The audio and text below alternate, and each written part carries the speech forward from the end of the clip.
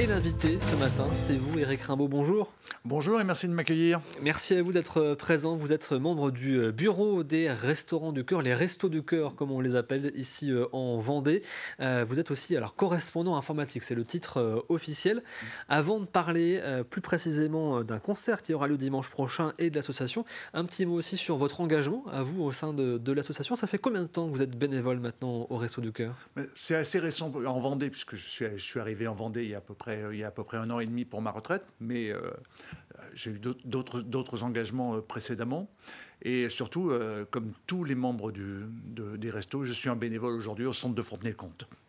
Alors, on vous reçoit ce matin parce que dimanche prochain a lieu à l'Aiguillon de la Presqu'île un concert qui est organisé au profit donc de l'association Les Restos du Cœur. C'est important pour vous d'avoir des temps comme celui-ci au niveau local. Alors, il y a bien sûr le grand concert des Enfoirés qui a lieu tous les ans, qu'on a eu d'ailleurs l'occasion de suivre aussi sur TV Vendée. Mais c'est important pour vous d'avoir ce type d'événements qui permettent au niveau local de rappeler que l'association est là, qu'elle existe et qu'elle a aussi des besoins. C'est un concert important. Il a lieu à l'Aiguillon. L'Aiguillon est un endroit qui est desservi aujourd'hui par notre centre itinérant. Donc on a un camion qui vient tous les 15 jours nous desservir.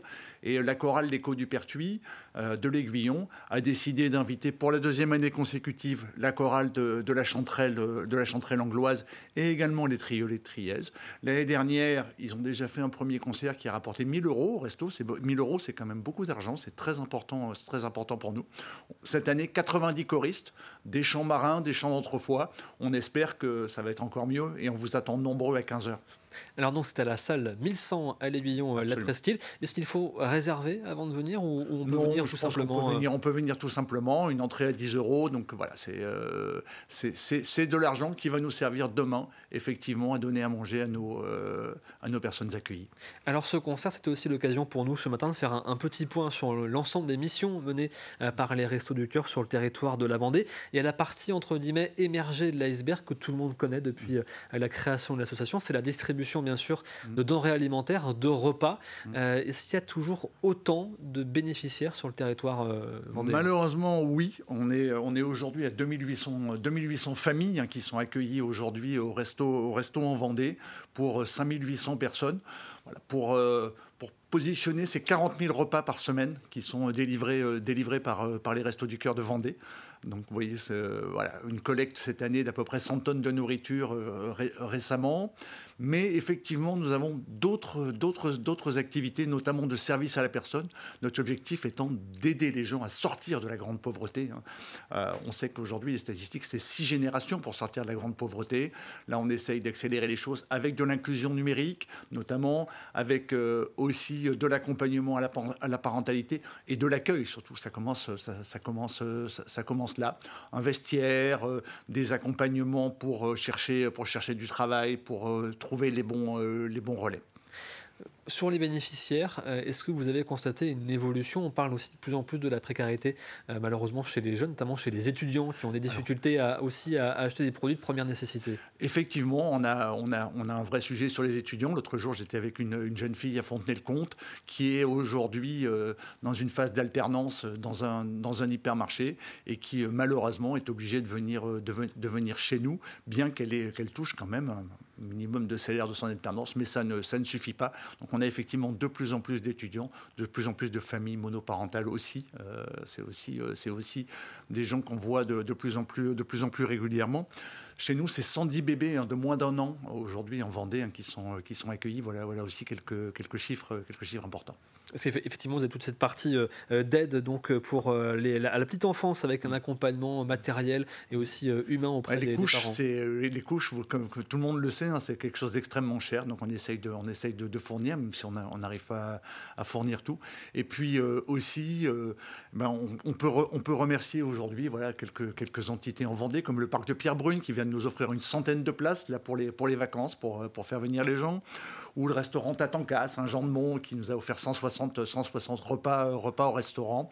Donc voilà, c'est aussi des gens qui nous aident aujourd'hui à améliorer le quotidien de ces gens-là. C'est pas seulement des repas, c'est un ensemble.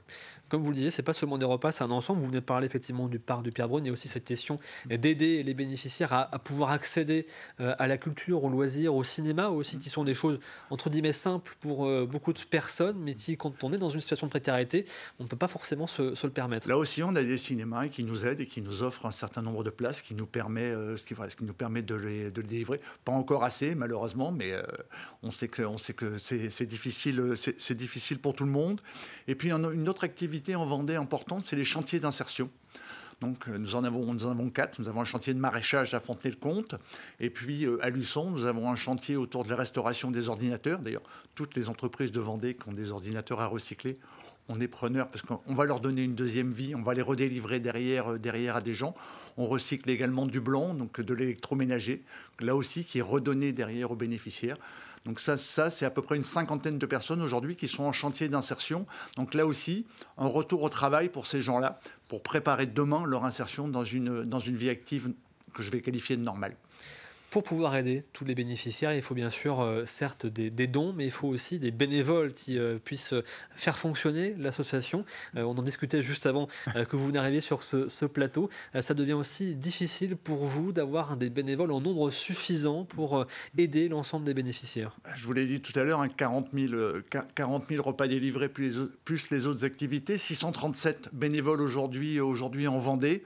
Il en faudrait au moins une centaine de plus. On est en recherche très très active aujourd'hui sur Chantonnay et sur La Roche-sur-Yon, puisque La Roche-sur-Yon est un très gros centre, plus de 300 familles qui sont accueillies ici. Donc on a ces recherches de bénévoles.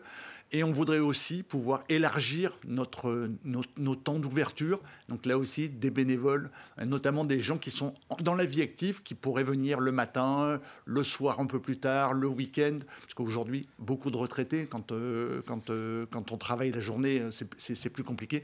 Mais on a aussi la capacité à accueillir des actifs. Alors justement, si on souhaite devenir bénévole, vous aider ou bien faire des dons aussi, à la fois de denrées alimentaires ou d'autres types de matériel, comment fait-on tout simplement pour venir à votre rencontre et pouvoir s'engager à vos côtés? Soit vous venez dans un de nos centres, il y en a aujourd'hui 11 en Vendée, plus le centre itinérant. Un 13e centre va ouvrir à Esnay au mois d'octobre. Soit vous allez sur notre site internet www.restoducoeur.org, c'est très simple.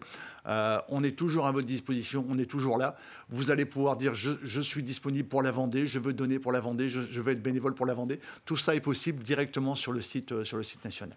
Vous l'avez dit, on est toujours là. Si je ne dis pas de bêtises, j'ai mémoire que le fondateur des Restos du Cœur, Coluche, avait dit que pour lui, la meilleure chose, ce serait que l'association disparaisse, n'existe plus, mais vous êtes toujours présent.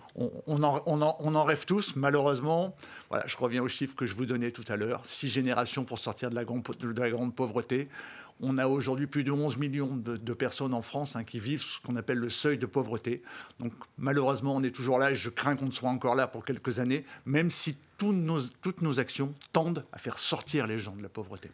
Merci beaucoup, Éric Rimbaud, d'avoir été à nos côtés ce matin. Et donc, je rappelle ce concert dimanche à l'Émilion-la-Presqu'île, salle 1100, avec près de 90 choristes qui seront présents et dont les bénéfices seront donc reversés au Restaurant du Cœur. Merci beaucoup. Merci infiniment de votre accueil. Et donc, n'hésitez pas à vous rendre donc, à cette salle 1100 dimanche à l'Émilion-la-Presqu'île. C'est à 15h, si je ne dis pas de bêtises.